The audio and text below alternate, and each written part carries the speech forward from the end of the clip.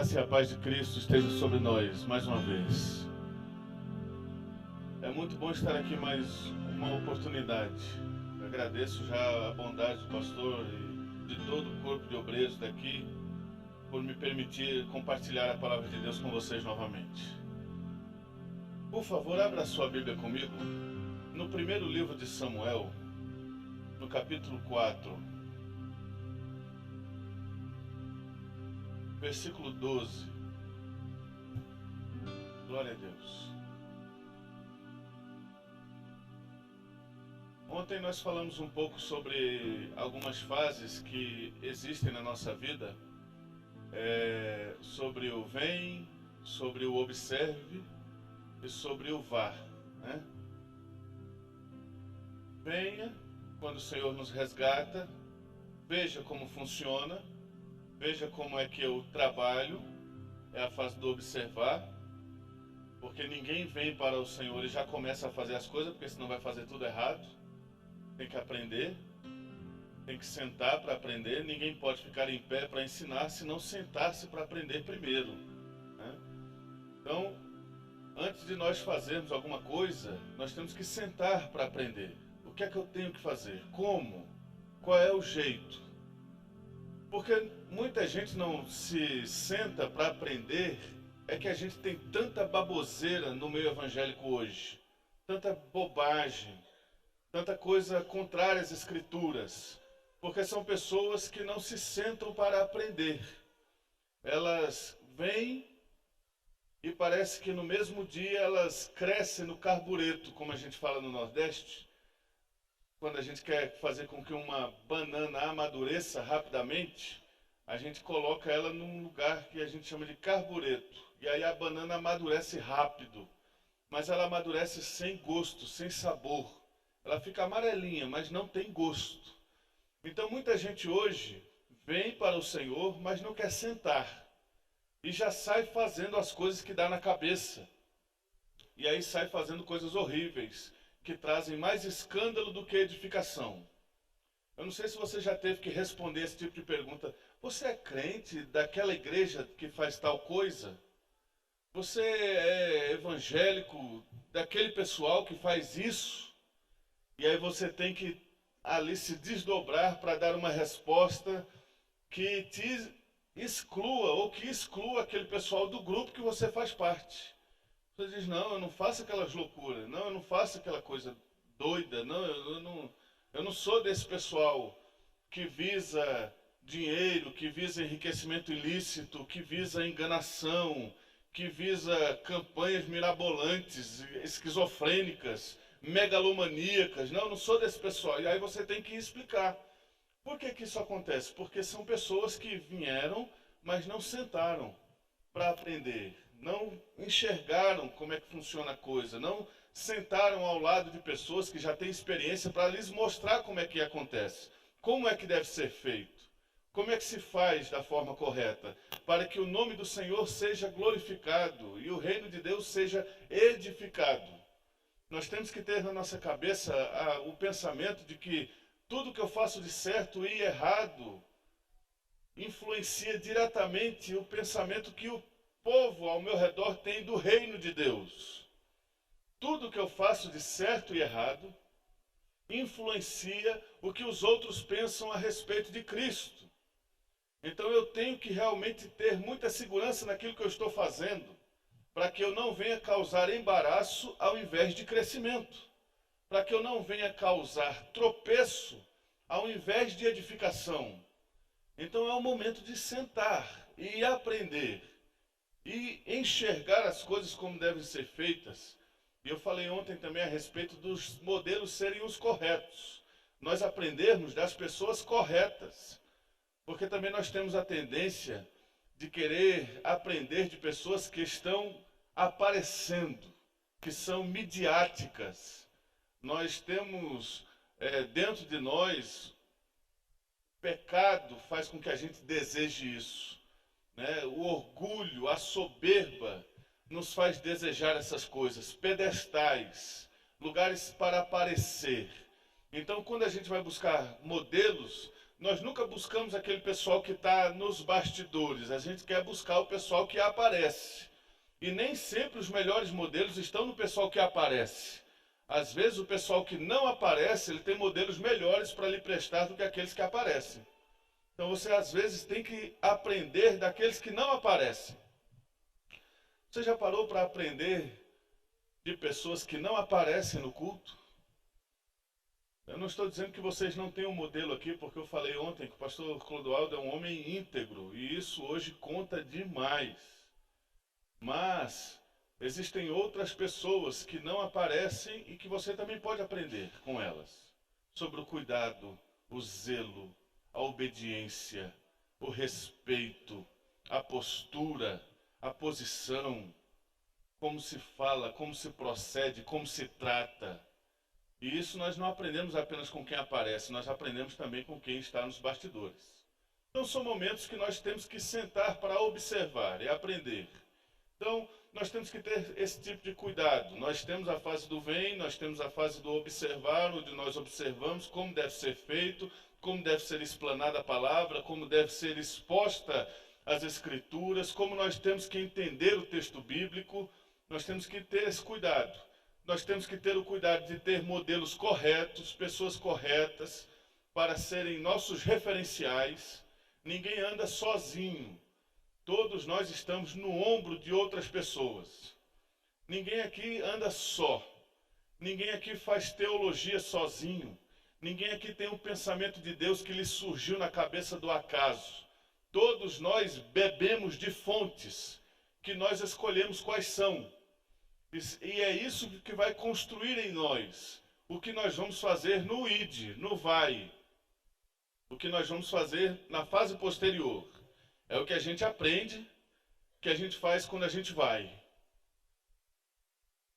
Você quer saber de quem uma pessoa é aluno? Veja o que ela está fazendo. Você vai saber de quem ela aprendeu. Você vai saber de onde ela veio. Você vai saber qual é a corrente que ela defende, que ela acredita, pelo que ela faz. Por isso que Jesus disse que nós conhecemos as árvores pelos frutos. A gente não conhece a árvore pela raiz, ou pelo caule, ou pelo tronco, ou pela cor da folha, mas é pelo fruto. É pelo resultado, pela operação, pelo jeito que aquela pessoa age. A gente conhece de onde ela veio, qual é a ramificação dela. Então, nós falamos também sobre o ir, de nós irmos, de nós fazermos, de nós glorificarmos a Deus com a nossa vida, através do trabalho que nós podemos prestar ao Senhor, seja onde for, aonde Deus desejar que nós gastemos a nossa vida, nós temos que estar à disposição de Deus. Uma missionária, certa vez, um pastor perguntou a ela: minha filha, você quer ir fazer o trabalho de Deus aonde? Ela disse: eu quero fazer entre os antropófagos. Antropófagos é canibais, é gente que come carne humana. E aí o pastor falou: mas você é maluca. Como é que você quer fazer o trabalho do Senhor entre os antropófagos? Esse pessoal vai comer você. E ela era baixinha, meio redondinha, né? E aí você vai fazer a festa desse pessoal lá, umas 2 semanas, eles vão ter carne à vontade, né? Mas você é maluca, porque você está deixando pai, mãe, todo mundo para ir para um lugar desse, você é louca. E ela olhou para o pastor e disse: pastor, loucos são vocês, que sabem que Deus quer que a gente vá e vocês não vão. Eu não sou louca, eu estou obedecendo. Eu estou apenas seguindo aquilo que Cristo quer que eu faça. Mas vocês ficando, sabendo que Ele quer que vocês vão, vocês são loucos. Porque vai chegar o dia, eu costumo dizer que é o dia da caderneta, onde Deus vai chamar cada um de nós e vai querer contas daquilo que Ele deu a nós. E Ele vai dizer: ó, Ariosto, lá eu te dei isso, te dei condições, você aprendeu isso. O que é que você fez? O senhor sabe o que eu fiz. Pois é, porque a tua situação aqui tá russa, hein? O negócio tá feio pro seu lado. E eu não estou falando de salvação, porque a obra não interfere na salvação, nós somos salvos pela graça.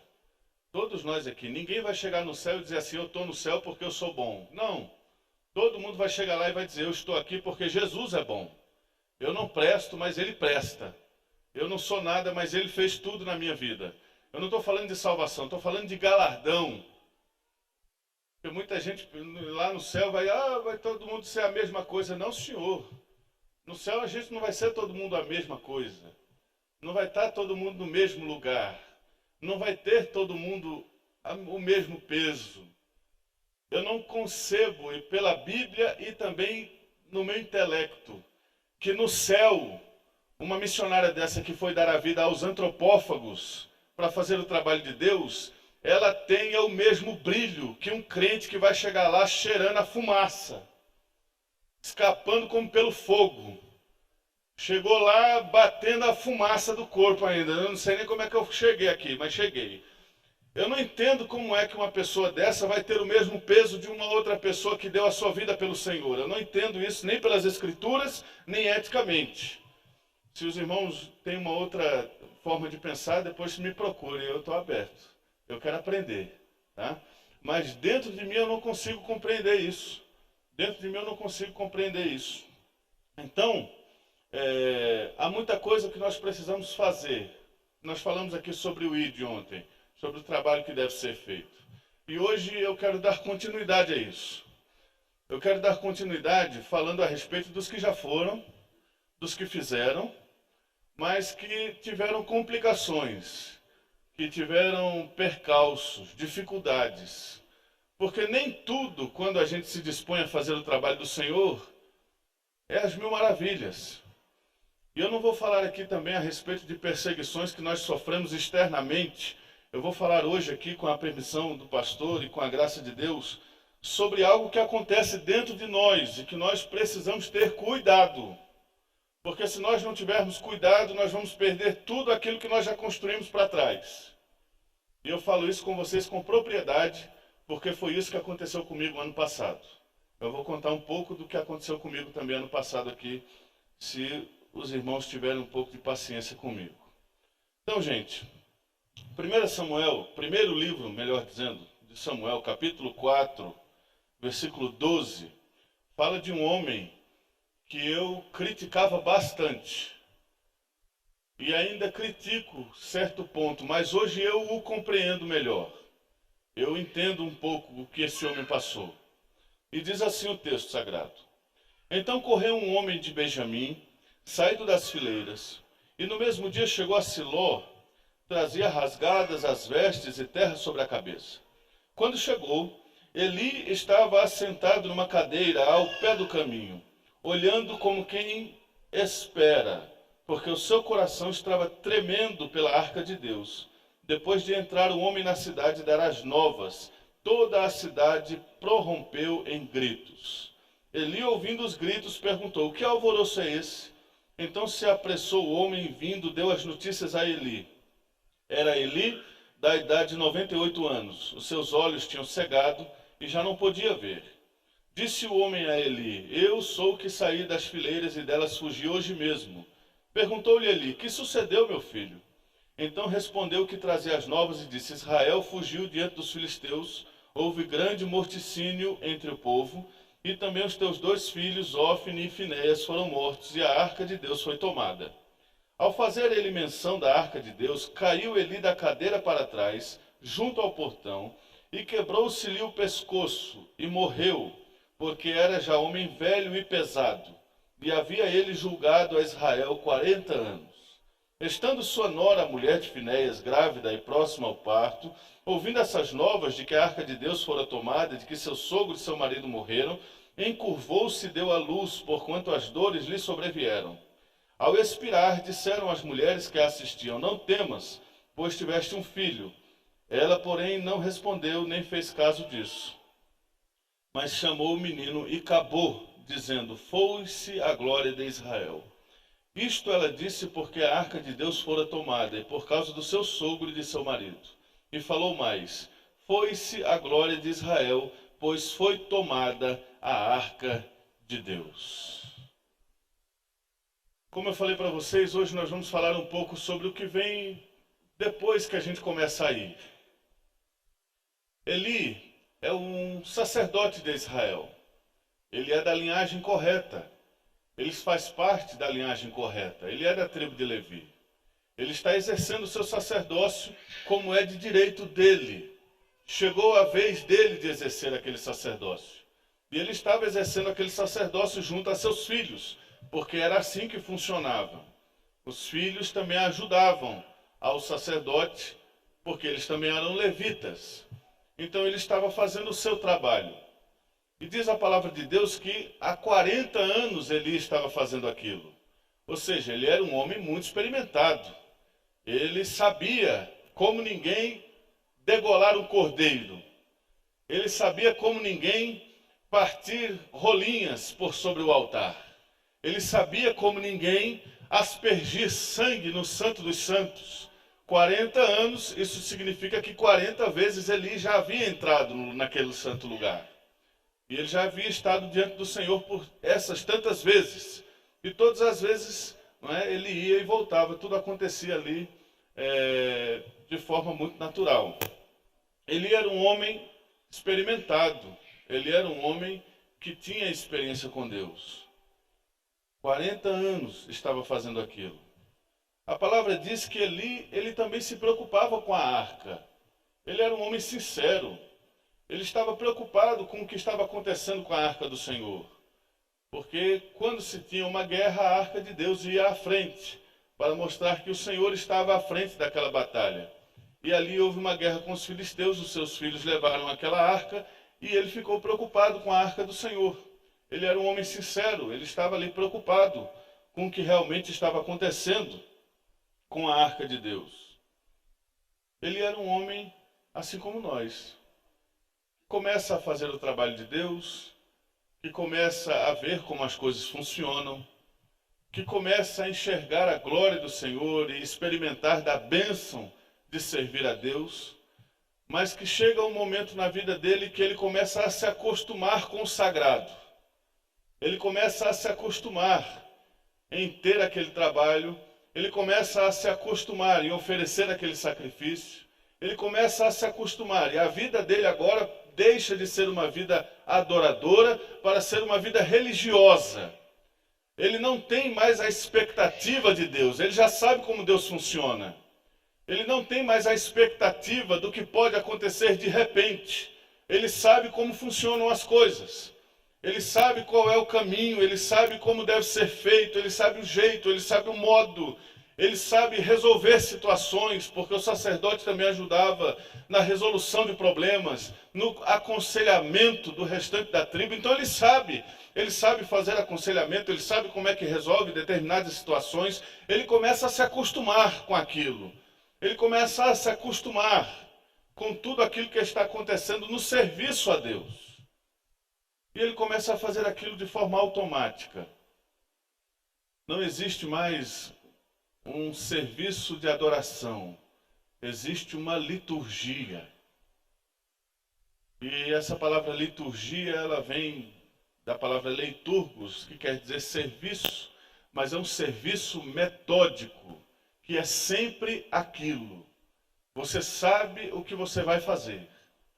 Então Eli passou por esse tipo de problema.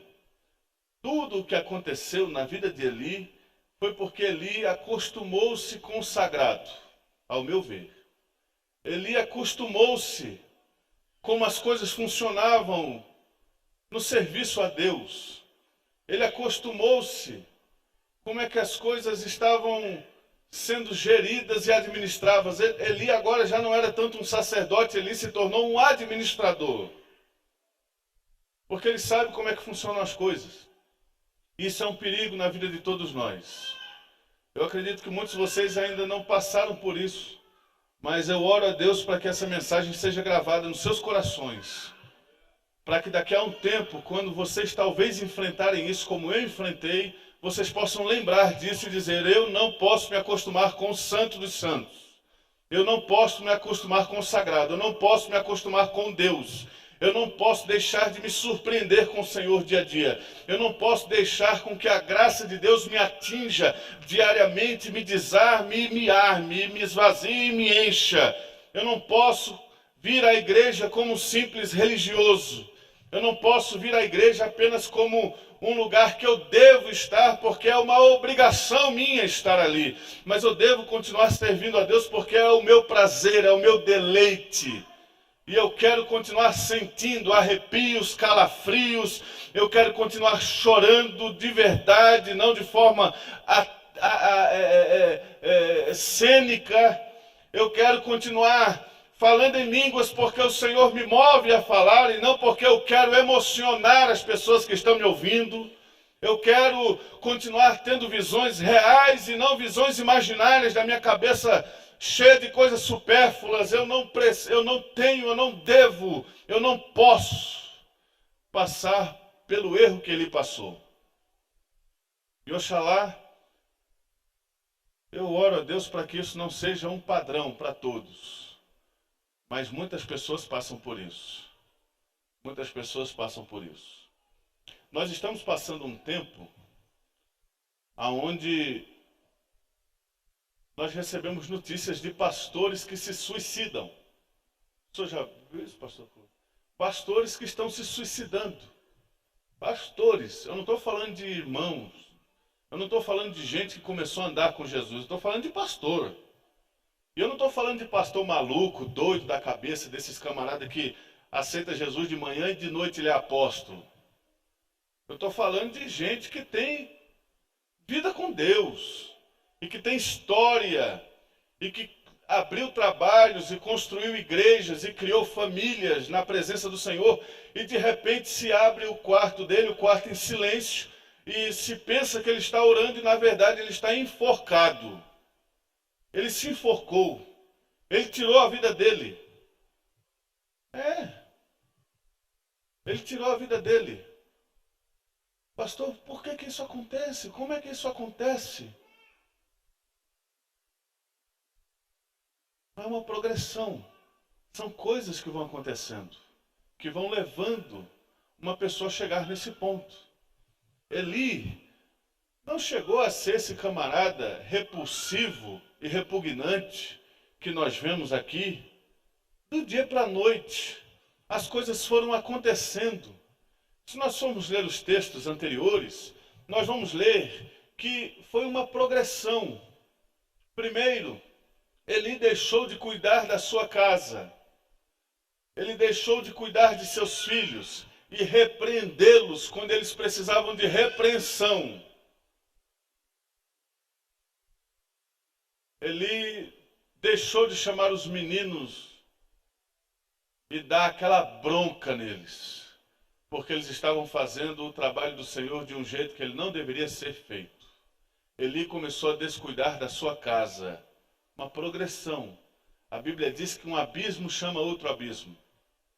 Não pense, querido, que quando a gente sabe que fulano pecou, que fulano caiu, que fulano se afastou da graça, ele não acordou de manhã, ele participou de um culto maravilhoso de noite, ele acorda no outro dia e diz assim, hoje eu vou pecar para valer. Ninguém faz isso. É uma progressão. Algo vai puxando, uma coisa puxa a outra. E a mente dele vai começando a se obscurecer. Os ouvidos dele vão começando a se tapar para o Evangelho. O coração dele começa a se endurecer. E é uma coisa progressiva. É uma coisa progressiva. Eli começa a não tomar conta mais da sua casa. Eu não sei o que aconteceu, a Bíblia também não me fala o que é que aconteceu para que ele tomasse essa atitude de ser tão descuidado com seus filhos. Mas o que acontece é que os meninos, eles iam oferecer o sacrifício e quando eles chegavam lá, era para esperar, para comer depois, era para deixar aquela coisa queimar direito, para eles terem o direito depois de comer da oferta. Eles diziam, não, eu estou com fome, eu quero comer agora. E eles metiam o garfo lá na oferta e o pessoal estava ali olhando eles e eles comendo descaradamente daquilo que o pessoal tinha trazido para Deus. Era direito dos sacerdotes comerem da oferta que lhes era trazida, mas havia o tempo para ser feito isso. E os filhos de Eli eram meninos que não queriam esperar por nada. Eles queriam tudo na hora que eles queriam. Eu quero agora. Eu quero já. Eu estou com fome. Talvez quando a gente começa a entrar nessa linha maldita, nessa progressão errônea, desgraçada, que leva a uma situação que nós vamos ver isso daqui, talvez não seja com os filhos, talvez seja a sua própria volúpia, a sua própria vontade, que não está sendo mais coordenada ou orientada ou levada ao cativeiro pelo Espírito do Senhor. E você está começando, é crente, vem à igreja, quando todo mundo louva, você adora, mas está começando a vontade a dizer assim, eu quero agora. Cuidado. Eu quero do meu jeito. Eu quero já. Eu estou com fome. Eu quero comer. Eu quero participar. Eu quero fazer parte disso. Eu quero que meu nome esteja lá. Eu quero que ele apareça. Eu quero que eu seja citado. Eu quero ter a oportunidade. Eu quero fazer parte do grupo de louvor. Eu quero pregar a mensagem mais vezes. Eu quero ter mais chance na igreja de fazer aquilo que eu acredito que foi para o que Deus me chamou. E as pessoas estão me empatando, me barrando, estão parando o chamado que Deus tem na minha vida. Mas eu quero, é o que eu quero. Cuidado. Os meninos de Eli também começaram assim, eu quero. E Eli não tomou conta daquela situação. Porque Eli, como um bom pai, era para ter juntado aqueles meninos no canto de parede e pega aquela vara verde, daquela que não se quebra. Você pode bater, que quanto mais bate, melhor ela fica. E ter dito a eles assim, tira as camisas agora. Tira as camisas. Tira as camisas. E ter deixado marcas ali, verdadeiras tatuagens, para o resto da vida deles. Eu vou escrever nas costas de vocês aqui com vara agora. Eu não vou comer antes da hora. Enquanto eu não conseguir escrever, eu não vou comer antes da hora. Batendo nas costas de vocês, eu não paro de bater. Mas ele não fez isso. Ele deixou o negócio ir. Não, uma hora resolve. Não, uma hora esses meninos tomam jeito. Não, uma hora dá certo. Ele não repreendeu seus filhos. Veja que é uma progressão. Ele começa a se acostumar com a coisa, de tal forma que não é ele mais que vai oferecer as coisas, ele dá o lugar a outros. Ele começa a se abster de suas responsabilidades. Ele começa a abrir mão de suas responsabilidades. Aquilo que Deus quer que você faça não é para outro fazer. Estava conversando com um amigo ontem, ele estava pedindo aconselhamento, ele é um jovem pastor, começou a pastorear a igreja dele agora, e ele estava dizendo, eu quase não prego na minha igreja, porque eu tenho que dar para os obreiros, e aí fulano tem que pregar o outro, e eu quase não prego. Eu falei, você está errado, porque a responsabilidade de guiar a igreja através da palavra é sua, você é o pastor. Deus vai cobrar de você. Não é daquele pessoal que está ali rogando, ou através de uma politicagem pérfida, querendo ali uma oportunidade para mostrar os seus dotes espirituais. A responsabilidade é sua. Você tem que fazer. Deus tem coisas para cada um de nós fazer. Sabe a sua família? É responsabilidade sua. Não adianta você ficar chamando o pastor para expulsar os demônios que estão lá. Levante você e expulse você. Faça você isso. Se levante de madrugada e você sai andando por dentro da sua casa dizendo, sai daqui, sai daqui, sai daqui, sai daqui. Aqui não, aqui eu não quero mais você. Saia do meu lar. Responsabilidade nossa. Criação dos filhos é responsabilidade nossa. Não adianta querer trazê-los para a igreja e fazer com que todos eles entrem aqui e saiam daqui batendo asinhas. Aí o pessoal diz, meus filhos são terríveis, mas também na igreja eles não recebem nada. Não é a igreja, não é a função da igreja tomar conta de seus filhos e ensinar-lhes a palavra, é sua. Você tem que sentar com eles e dia a dia ensinar-lhes o caminho. Não é ensinar apenas o caminho, é ensinar no caminho. É dizer, meu filho, sente aqui, tal. Seus filhos já pegaram vocês orando? Já abriu a porta do seu quarto e viu você de joelhos? Ou seus pais, que você tanto reclama que ainda não aceitaram a Cristo e não querem vir ao Senhor, eles já te viram orando por eles dentro de casa? Ajoelhado, rogando. Responsabilidades que são nossas. Eli começou a abrir mão de suas responsabilidades. Começou a delegar. E no reino de Deus não se delega nada. É você que tem que fazer.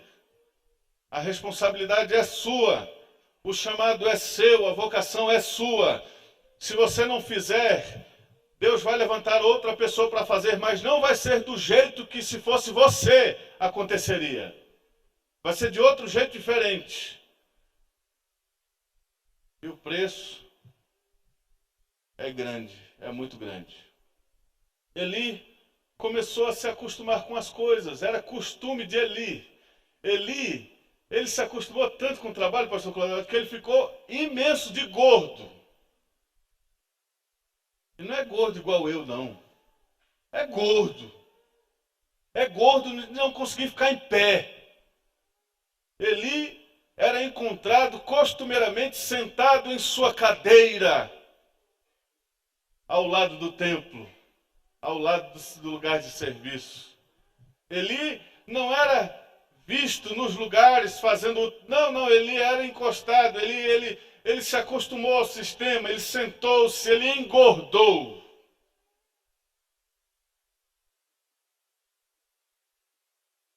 Ele achou um jeito de fazer as coisas não fazendo, pastor. Ele achou um jeito de fazer sem fazer. Sou eu que estou fazendo, mas não sou eu. Está acontecendo, sou eu, mas não sou eu.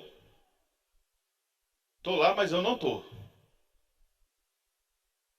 Então, eu vou começar a sentar e a gozar das delícias que esse lugar me está dando. Ele começou a ficar velho, começou a perder o vigor. Ele ficou cego, perdeu a visão, não conseguia mais enxergar o que estava acontecendo. E por último, Eli, o final dele é caindo daquela cadeira a qual ele gostava tanto de se sentar. E ele bate a cabeça no lugar e quebra o seu pescoço. Não existe morte mais fiel à vida do que a morte de Eli. Porque ele quebra o pescoço, o sustentáculo da cabeça. Ele não tinha mais a cabeça sustentada por nada. Eli já era um homem vivendo com o pescoço quebrado há muito tempo. Apenas aconteceu o que ele já era comum, já estava vivendo. Quebrou-se o pescoço na forma física, porque o espiritual já havia ido ao beleléu há muito tempo. Eli, como eu disse para vocês no começo, eu criticava muito Eli, mas depois do que eu passei ano passado, eu comecei a compreendê-lo. O pastor Clodoaldo disse algo ontem aqui enquanto eu estava orando, enquanto eles estavam orando por mim. E eu falei, Senhor, é isso. Ele disse assim, Senhor, abençoe o Arielson, porque o Arielson não é obediente. Ele é submisso. Ele está onde está porque ele não consegue estar em outro lugar. E eu falei, eureka, é isso mesmo. Porque por mim eu estava em outro lugar, fazendo outra coisa. Aqui mais perto de vocês. Olha que coisa gostosa a gente estar aqui, gente. Por mim eu estava fazendo outras coisas. Estava, sei lá, terminando meu curso de Direito que eu comecei lá. Estava fazendo qualquer outra coisa, dirigindo a igreja que eu dirigi em Brasília. Um campo com quase 2.000 pessoas. Um campo que compreendia Brasília e o Distrito Federal e o Goiás. Eram todos esses lugares. Quase 30 igrejas que estavam ali debaixo da minha administração. De vez em quando as fotos, eu vejo as fotos e me dá aquele saudosismo. Eu digo, ô Senhor, Ou como quando eu dirigi igreja aqui em Boituva, no interiorzinho daqui de São Paulo, perto de Sorocaba, aonde eu ficava lá e os obreiros chegavam, eu tive o privilégio de fazer todos aqueles obreiros, de construí-los, e aí eles chegavam como um filho ao pai. Tá tudo bem, pastor? O senhor quer água? E aí eu falava assim, brincando, eu falei isso uma vez, brincando, eu quero se for com gás. Eles saíram disparada na cidade, 8h30 da noite, e só voltaram quando trouxeram água com gás para tomar. Tá aqui, água com gás. Eu quase fiz como Davi, peguei a água, joguei lá no chão, falei, não vou tomar disso aqui não, quase que vocês morrem para onde vocês vão aí. Eu não sou tão crente como Davi, eu botei a água para dentro, tomei ela toda. Falei, ô coisa boa, é comigo mesmo, dá para cá. E dali para frente, todos os cultos, eles traziam água com gás para eu tomar. Todos. Teve um dia que ele chegou assim, pastor, só água com gás. Eu falei, hoje água com gás eu não quero não. O que é que o senhor quer então? Eu quero H2O. Chegava. Teve uma vez que eu falei, hoje eu quero um cafezinho preto. Não dava para trazer um cafezinho?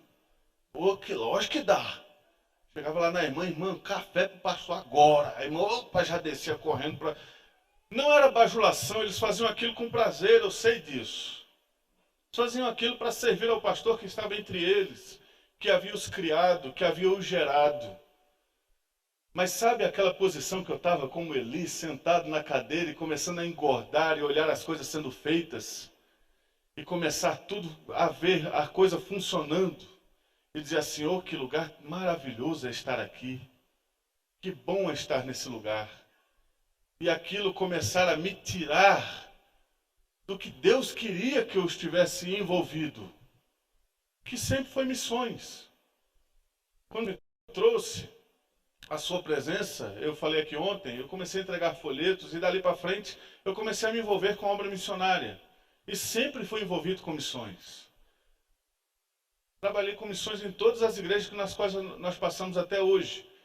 Só que chegou um tempo em que o nosso pastor, ele nos chamou, lá existe um presidente, hoje eu faço parte de uma igreja que não existe mais essa coisa de presidente, mas existia um presidente, e ele me chamou e disse, Arilson, você já passou quase 15 anos tomando conta do trabalho missionário, você não está curtindo sua esposa, suas filhas estão crescendo, você está perdendo a infância delas, e eu vou te colocar para você pastorear a igreja agora, para você começar a ficar mais perto da sua família. Falei, tá bom, pastor. A gente aprendeu a dizer sim sempre, né? E nunca não. Falei, pastor, estou à sua disposição. E aí ele nos colocou naquela igreja, e a partir do momento que nós começamos a trabalhar, a mão do Senhor estava sobre nós, as coisas começaram a acontecer, só que o trabalho missionário foi se afastando.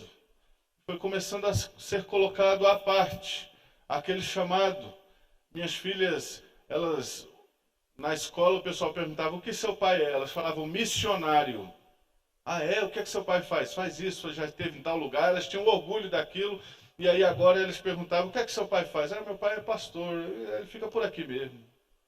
Eu não estou dizendo que, entendam, por favor, não estou dizendo sobre é melhor, é pior. Estou falando sobre vocação pessoal. Pessoal.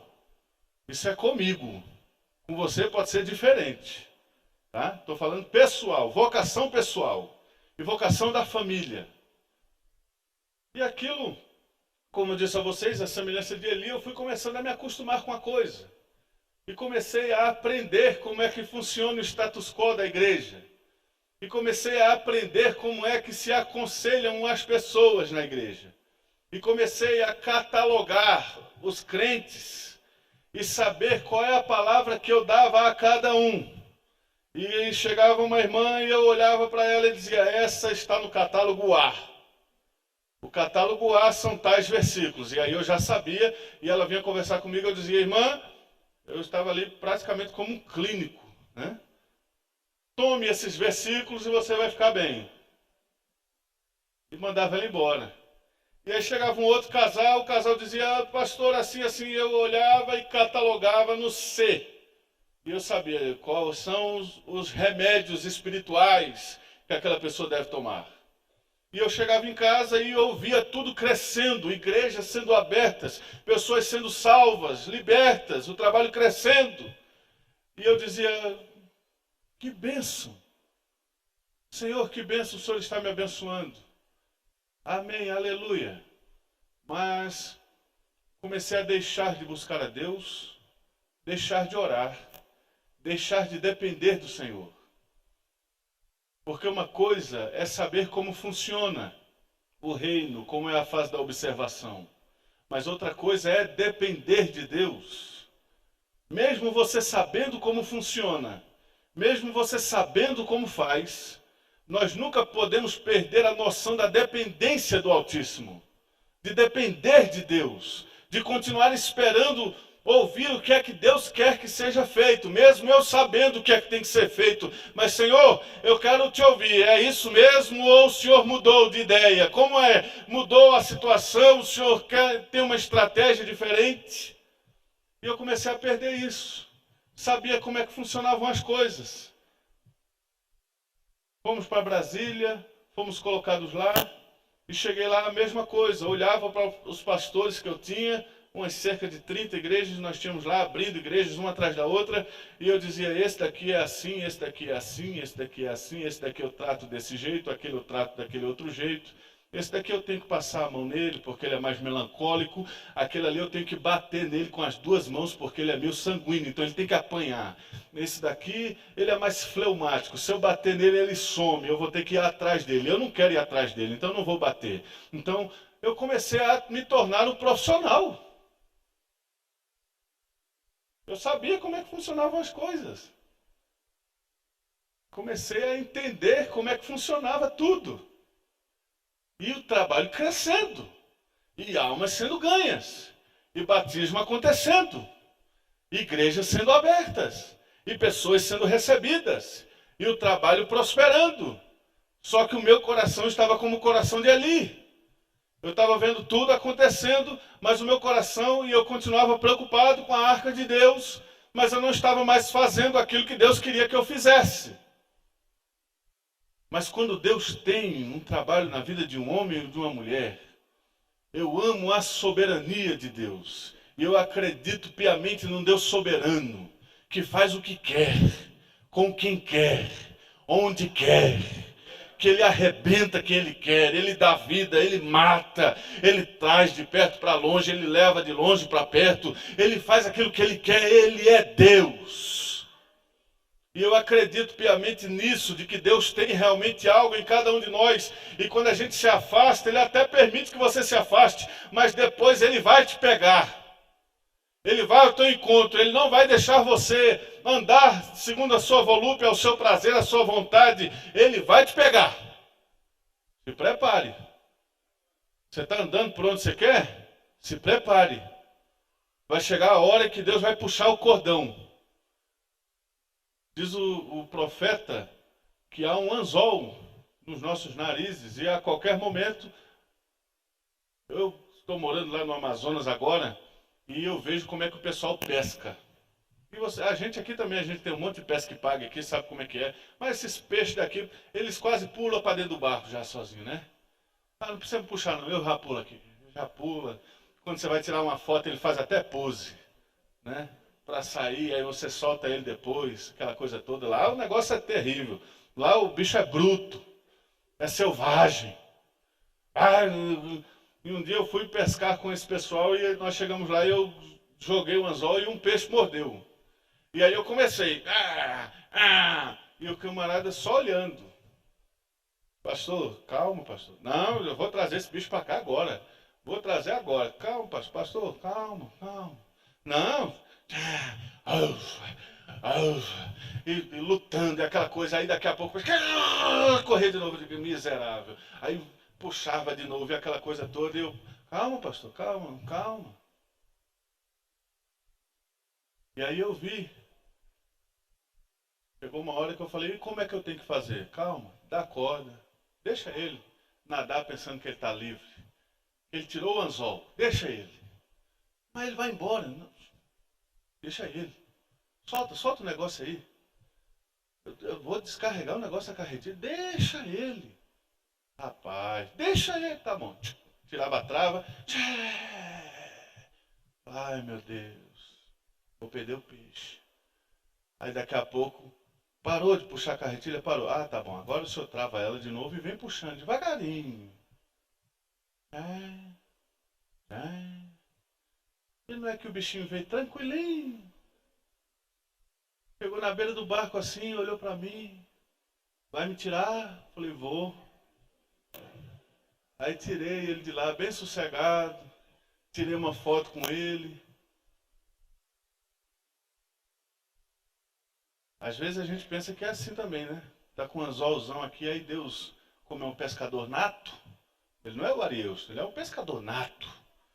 Foi ele que ensinou os discípulos a ser pescador de homens. Eu vou ensinar vocês a ser pescador de homens. Os homens também, quando tá com um anzol, tchá! Aí Jesus diz, calma, deixa Pedro ir, deixa ele ir, deixa ele ir. Tchá! Chegava a hora que... Não pense que o anzol de Deus sai do seu nariz, não. O anzol ainda está aí. Vai chegar a hora, a carretilha está indo embora, mas chega uma hora que ele vai começar a puxar de volta. Ele é Deus. Ele vai começar a puxar. Ele vai criar situações e circunstâncias para puxar você de volta para o lugar que Ele quer que você esteja. Ele vai fazer isso. E aleluia, louvado seja Deus por isso. Graças a Deus Ele não corta a linha e deixa a gente ir embora. Ele permite que a gente vá e daqui a pouco Ele nos traz de volta porque Ele nos ama. E Ele não desiste de nenhum de nós. Aleluia! Talvez você tenha passado por tempos em que você se distanciou dos caminhos do Senhor e andou por aí e fez o que fez e curtiu o que curtiu, experimentou o que experimentou. O anzol estava no seu nariz.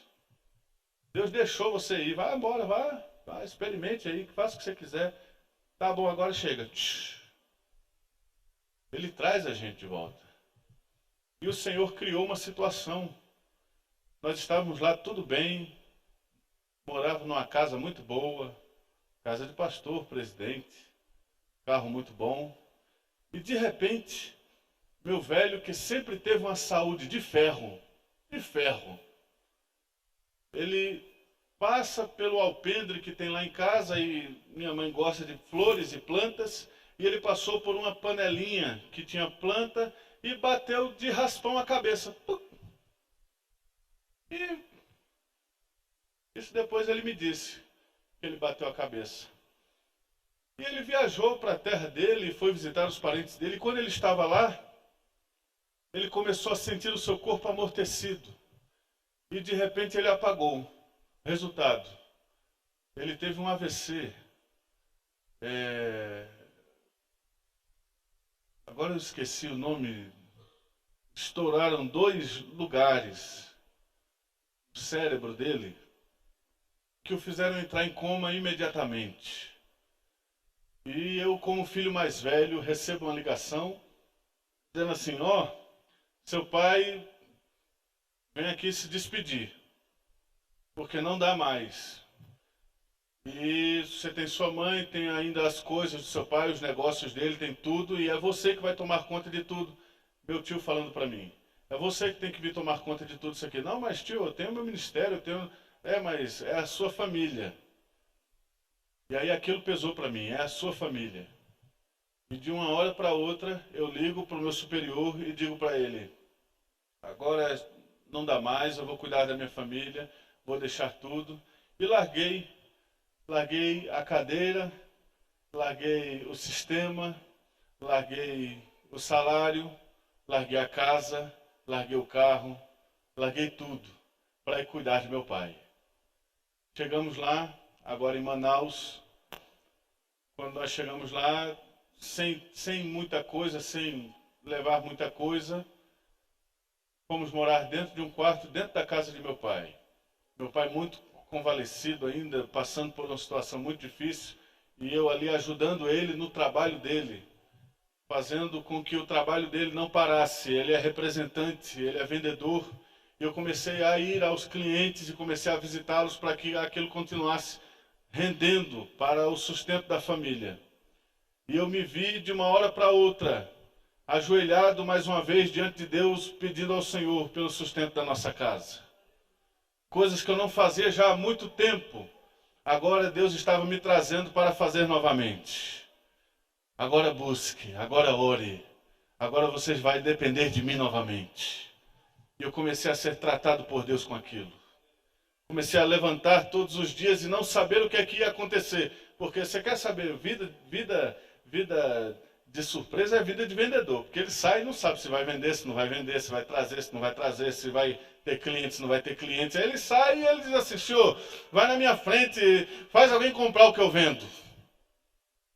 E eu comecei a orar por isso. E Deus começou a abençoar. E começou a fazer com que eu começasse a ganhar nome. E eu comecei a ficar conhecido. E meu pai continuava ali, eu comecei a abrir clientes e abrir novas praças. E foi nessa época que eu entrei na faculdade e rapaz, a coisa está ficando boa. E eu comecei a esquecer do sacerdócio. E eu disse, quer saber, agora eu não vou ser mais pastor não, chega desse negócio de pastor. Já sofri tanto cuidando de crente é bicho que dá trabalho. Deus me livre. Eu aconselho de manhã, quando chega de tarde, o miserável peca na mesma coisa que eu aconselhei de manhã. E aí ele vem falando, pastor, eu fiz errado de novo. Aí é a vontade que eu tenho de dar uma surra em você.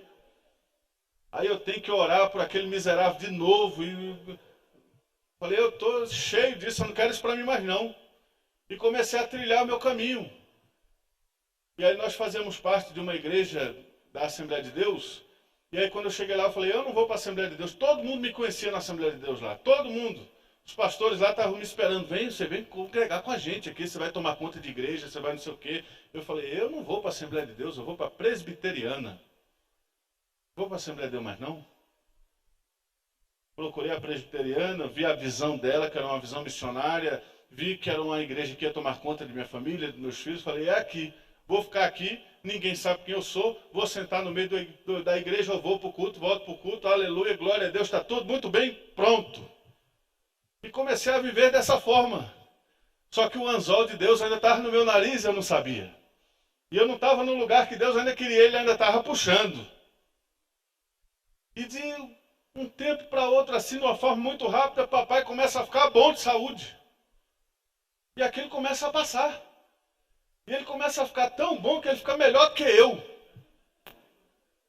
E o velho começa a ficar sarado, começa a caminhar. E começa a sair para caminhar. E eu digo, eu não tenho pique para caminhar. E o velho se levantava, botava o shortão, dizia, vamos caminhar, vamos caminhar. Eu digo, meu Deus, sou eu que estou doente, o velho estava doente. Como que é esse negócio? Mudou a coisa. E ele começa a ficar bom. E ele começa a visitar os clientes dele de novo. E o pessoal começa a dizer, você voltou? Ah, você voltou, você voltou. Ah, seu filho estava vendo, mas você voltou, que legal, você voltou. E eu comecei a... Não precisa mais. O que está acontecendo, meu Deus? E aí eu me vi no momento de dizer assim, e onde é que eu vou me encaixar? Porque a igreja eu já larguei. Já deixei esse troço de ser pastor para lá. Também não consigo mais ser vendedor. Porque meu pai já assumiu a contento o trabalho plenamente. Onde é que eu me encaixo, meu Deus? O que é que vai acontecer comigo? E aí foi onde eu comecei a me ajoelhar também junto com minha família e dizer, Senhor, nos guia, nos oriente, abra portas, nos mostre oportunidades, nos diga o que nós devemos fazer. E um dia nós estávamos num culto da Presbiteriana e passou um slide dos pastores entre os ribeirinhos. E aí eu olhei aquilo...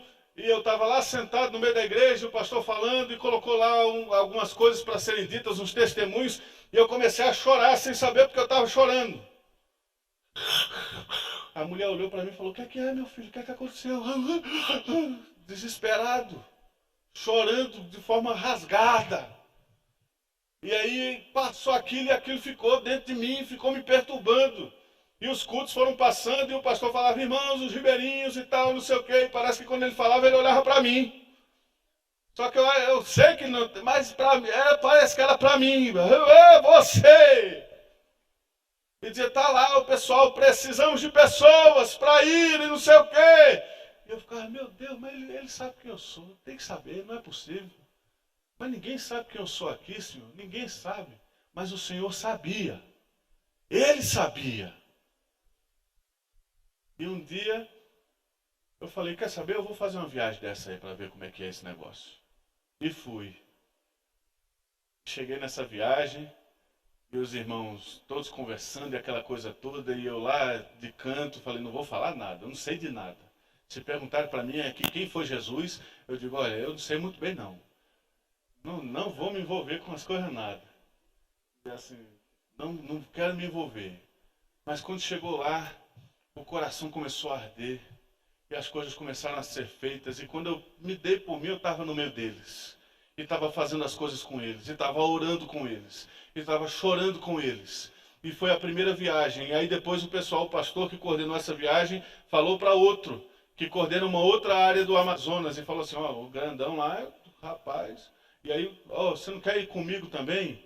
Falei, não, mas não dá, porque essa data aqui vai ter alguma coisa. E aí dizia, não, mas se der você vai. Eu, não, tá bom. Aí eu ia falar para minha esposa, e como é bom, nós temos uma esposa crente, né? E minha esposa é mais crente do que eu, muito. E aí eu falava com ela, ô minha filha, o irmão chamou eu lá para eu ir, mas eu não vou não. Você vai. Eu digo, não minha filha, eu não quero, você vai. Qual é o telefone do pastor que eu vou ligar para ele agora dizendo que você... Não, mas peraí, não, você vai. Você vai. Que eu não aguento mais ver você, eu sei quem você é. Ela sempre diz isso, eu sei quem você é, não é isso aí não, eu sei quem você é. Você fica andando de um lado para o outro, dentro desse quarto, para lá e para cá, abrindo livro, joga livro de um lado, abre outro e tal. Você não é isso, eu sei quem você é, você vai. E ela começou a me instigar e começou a procurar, sem eu saber, os pastores da igreja. Vai dizer, ô, meu marido, chama ele, arrebenta ele, pega ele, vai lá. E o pessoal começou. De repente, a gente já estava envolvido com tudo.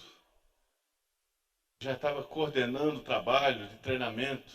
Hoje, pela graça de Deus, a gente está coordenando o trabalho de treinamento de todos esses obreiros no interior. Fazendo núcleos lá no meio da selva, onde a gente se senta com esse pessoal e ensina a eles Bíblia. Panorama do Antigo Testamento, do Novo Testamento. Estuda o Evangelho, os Evangelhos sinóticos, fala a respeito de João, as Epístolas Paulinas, e a gente vai conhecendo Bíblia junto. E quando eu estou lá naquele lugar, eu agradeço a Deus, porque o Senhor não desistiu de mim. Mesmo eu me tendo como um Eli, o Senhor me trouxe para o centro da sua vontade. O Senhor me trouxe para a sua vontade. Eu não gosto muito dessa coisa de centro da vontade. Eu acho que é a vontade ou não é a vontade. Ele me trouxe para a vontade dele. E hoje nós nos encontramos na vontade do Senhor, sabendo que Deus está se agradando daquilo que Ele tem em nós. Tudo estava dando certo, mas não era como Deus queria. Eli termina a vida dele, morrendo ele, morrendo os filhos, morrendo a glória de Deus. A glória de Deus se foi e acabou. Foi-se a glória. O Senhor não permitiu que isso acontecesse em mim. E eu louvo a Deus por isso. E quero, meus queridos, terminar isso daqui dizendo: Deus vai fazer aquilo que Ele quer que você faça. Ele vai cumprir o desejo dEle, o que Ele tem, Ele vai cumprir em você. Ainda que você fuja, ainda que você corra, ainda que você se esconda, vai chegar uma hora em que Deus vai trazer você para a vontade dEle novamente. E essa vontade não é que seja melhor do que você está vivendo agora, porque não tem ninguém me dando água com gás ou cafezinho na minha mão lá. Mas essa vontade vai fazer você deitar de noite e dizer assim: aleluia! Eu estou fazendo o que Deus quer que eu faça. É uma vontade que te faz pleno, que te satisfaz, que faz você dar risada, sozinho, que faz você andar na rua e andar saltitando, que faz você pegar um busão lotado e sair de lá dizendo assim: que maravilha! Que faz você pegar um trânsito de São Paulo, daquele que você pede o arrebatamento, mas você diz assim: oh Senhor, Que bom é estar aqui. Estar na vontade de Deus te faz viver assim. Estar na vontade de Deus faz a cada um de nós viver assim. E a vontade de Deus é melhor para cada um de nós. Pastor Clodoaldo permitir, eu posso orar terminando? Queridos, não precisa levantar nem vir, apenas curve a sua cabeça onde você está.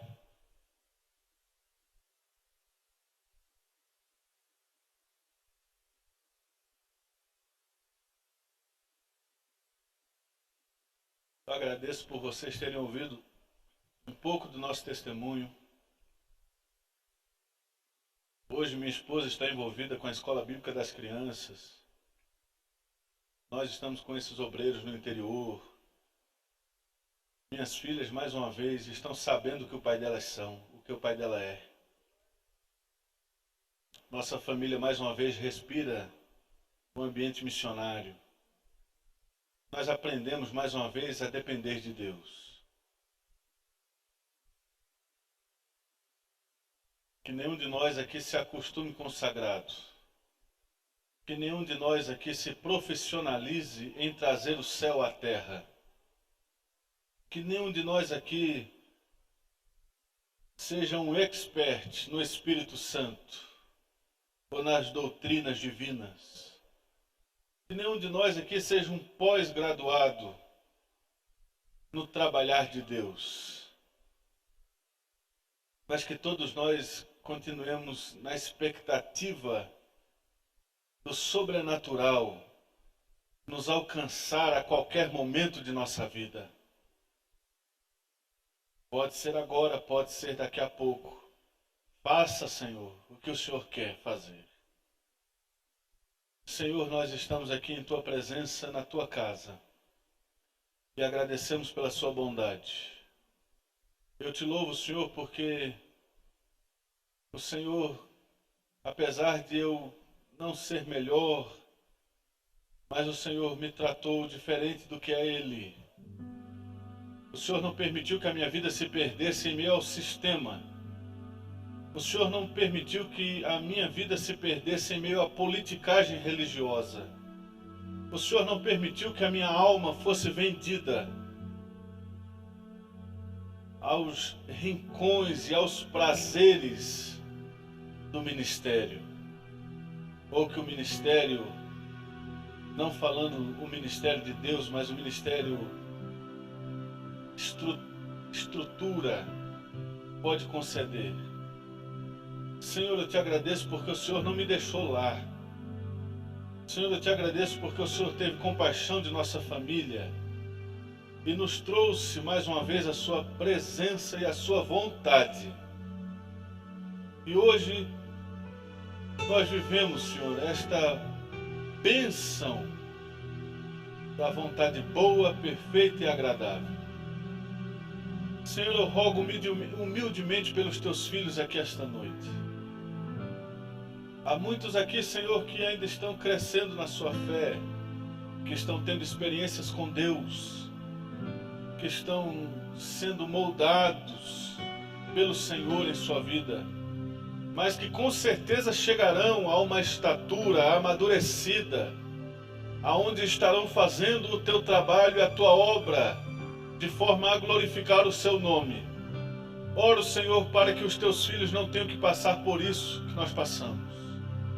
Que o Senhor continue com eles, os dando, Senhor, dessa surpresa divina a cada dia. Que eles se afastem da religiosidade, que de tão perto nos rodeia e quer tragar as nossas almas e a nossa adoração. Que eles se afastem, Senhor, da religiosidade, que quer fazer da oração uma reza, que quer fazer da vida com Deus uma vida administrativa. Que eles se afastem da vida religiosa, que faz do louvor não um momento de exaltação ao eterno, mas apenas um momento de extravasar. Senhor, ajuda-nos, Senhor, a mantermos firmes na sua vontade, porque a sua vontade, mais uma vez, é boa, Não porque ela é melhor do que as outras, mas ela é boa na essência. Ela é boa em sua essência. Ela é perfeita. Não porque ela não precise, não porque ela seja feita de pessoas perfeitas, mas porque ela não precisa de mais nada para ser plena, satisfeita em nossos corações. E ela é agradável, porque mesmo passando por atrocidades, nós continuamos alegres em tua presença, sabendo que a qualquer momento o Senhor virá nos buscar e nós estaremos contigo para todo sempre, glorificando e adorando ao seu nome e dando continuidade, Senhor, neste processo de adoração que nós já começamos aqui. Senhor, te rogo, Senhor, pelo teu servo, o pastor Clodoaldo, e a sua família, pelo corpo de obreiros desta igreja, pela igreja Betel, por cada um que aqui está, Senhor, que abraça esta causa, que o Senhor os abençoe, que o Senhor os guie, e que a igreja Betel e seus pastores continuem experimentando dessa providência divina que chega sem avisar, que chega sem dizer, estou chegando, não, apenas chega, e nos pega de supetão, e quando nós nos percebemos, todas as nossas necessidades já estão sanadas, todos os nossos planos já estão acontecendo, planos no Senhor, todos os nossos projetos já têm a assinatura de Deus, a chancela do Senhor, no de repente. Deus, em nome de Jesus, em nome do Senhor Jesus, nós oramos assim, Senhor, agradecidos por tudo, em nome de Jesus.